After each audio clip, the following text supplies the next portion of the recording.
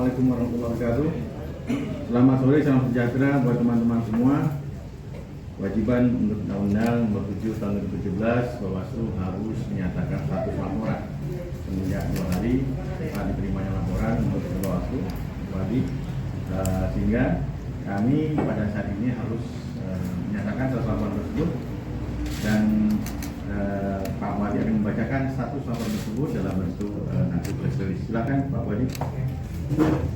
Baik, terima kasih Pak Ketua. Saya akan menyampaikan status laporan bahwa pada tanggal 27 September 2022 Bawaslu menerima laporan dugaan pelanggaran terkait adanya penyebaran tabloid yang diduga dilakukan oleh pendukung Anies Baswedan di tempat ibadah yang dilaporkan oleh Yartiko Gea.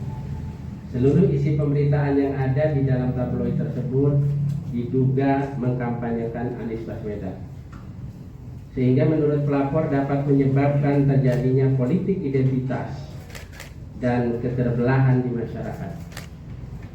Bahwa terhadap laporan tersebut, Bawaslu menyatakan bahwa laporan tersebut telah memenuhi syarat formil laporan berkaitan dengan syarat materi laporan. Pada saat ini berdasarkan Undang-Undang 7 Tahun 2017 dan mengacu pada Peraturan KPU Nomor 3 Tahun 2022, laporan pelapor belum terdapat dugaan pelanggaran pemilu karena belum adanya peserta pemilu yang ditetapkan oleh KPU dalam pemilu tahun 2024. Merupakan hal yang secara faktual tidak bisa dipenuhi oleh pelapor, sehingga meskipun pelapor diberi kesempatan untuk memenuhi syarat tersebut, hal tersebut tidak mungkin dapat dipenuhi oleh pelapor.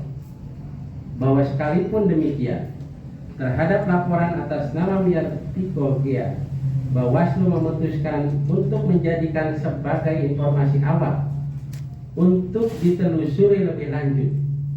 Penelusuran tersebut dilakukan oleh Bawaslu Kota Malang melalui Bawaslu Provinsi Jawa Timur, dan hasilnya dilaporkan ke Bawaslu RI untuk ditindaklanjuti sesuai mekanisme yang diatur dalam Undang-Undang 7 Tahun 2017 dan Peraturan Perbawaslu Nomor 21 Tahun 2018 serta Peraturan Bawaslu Nomor 7 Tahun 2018.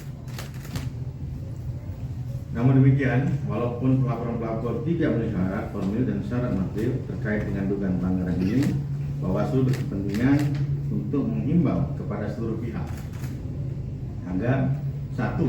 Mematuhi tahapan yang telah ditetapkan oleh KPU dan tidak melakukan curi start terhadap kampanye pemilihan umum. 2.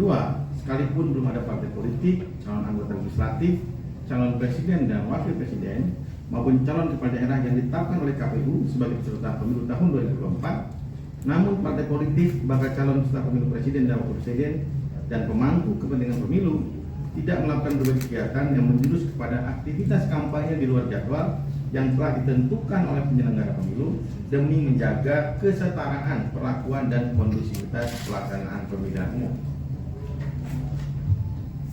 Setiap orang, termasuk pengurus atau anggota partai politik maupun pejabat negara, tidak menggunakan politisasi sara baik dalam aktivitas kampanye maupun kegiatan yang menjurus kepada aktivitas kampanye, tidak melakukan aktivitas politik praktis di tempat keagamaan, serta menciptakan kondisi yang sejuk dan damai dalam tahapan penyelenggaraan pemilu. Partai politik, bakal calon peserta pemilu presiden dan wakil presiden dan pemangku kepentingan pemilu memiliki tanggung jawab untuk memberikan pendidikan politik bagi masyarakat, edukasi kepada masyarakat tentang pentingnya pemilu yang bersih dari isu politik identitas, politisasi sara, berita bohong, hoax, dan ujaran kebencian, menjadi suatu kebutuhan, terutama dalam rangka memberikan pemilu berintegritas tidak hanya dari sisi hasil, namun juga dari sisi proses. 5. Bahwa pejabat negara hendaknya dapat menahan diri untuk tidak melakukan berbagai tindakan yang menyalahgunakan wewenang dan menggunakan fasilitas jabatannya untuk kepentingan partai politik dan golongan tertentu. Demikian teman-teman kami sampaikan, dan semoga ini menjadi sebuah himbauan kepada calon atau bakal calon peserta pemilihan umum tahun 2024.